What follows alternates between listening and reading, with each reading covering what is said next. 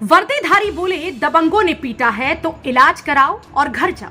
मामला मोट कोतवाली क्षेत्र के ग्राम टांडा का है, जहां के निवासी पुष्पेंद्र अहिरवार पुत्र मुरारी अहिरवार ने कोतवाली जाकर प्रभारी निरीक्षक को शिकायती पत्र दिया, जिसमें बताया कि जब वह अपने घर पर बैठा हुआ था तभी दो लोग आए और उससे खेत पर चलकर मजदूरी करने के लिए कहने लगे। जब युवक ने मना किया तो दोनों ने पीड़ित के साथ जाति सूचक गाली गलौज करना शुरू कर दिया। विरोध करने पर लात घूंसों से मारपीट की गई। युवक बचकर घर के अंदर भागा और शोर शराबे से जब आसपास के लोग आए तो दोनों युवक जो दबंग थे वो जान से मारने की धमकी देकर भाग निकले। यह तो थी वह घटना जो युवक के साथ घटित हुई। अब हम आपको बताते हैं आपको मोट कोतवाली के अंदर बैठे वर्दीधारी ने पीड़ित के लिए क्या रवैया अपनाया वो बताएंगे। हेडिंग तो पढ़कर ही आप समझ गए होंगे, इतनी कुब्बत तो मोट की पुलिस के वर्दीधारियों में ही हो सकती। पीड़ित के साथ मारपीट हुई।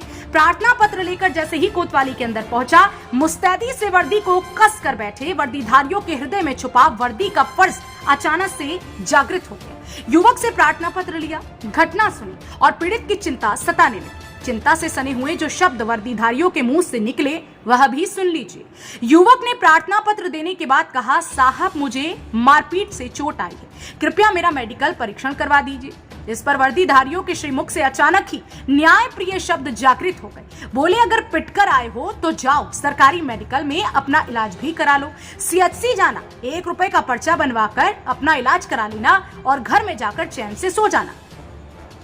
हम आएंगे तो उनसे बात करेंगे। अब समझ लीजिए यह भी तो उनका फर्ज है, आखिर वर्दी जांच करने और बात करने के लिए ही तो पहनाई गई है। फिलहाल पीड़ित ने कोतवाली के 3 सितारे वाले साहब को प्रार्थना पत्र तो दिया है।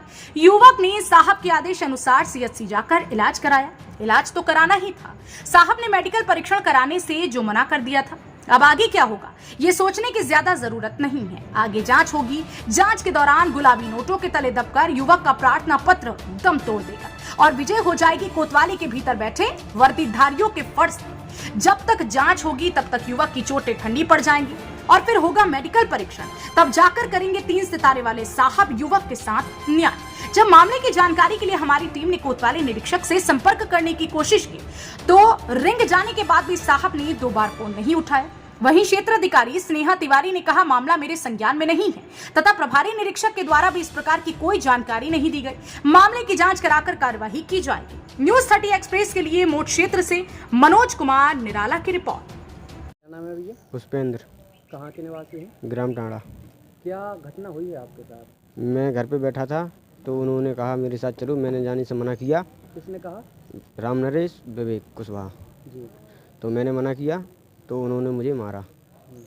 किस चीज़ से मारा? हाथों से, लातों से मारा, मुझे बहुत मारा। दर्द हो रहा है, आँख में भी चोट है और यहाँ भी लग गया है।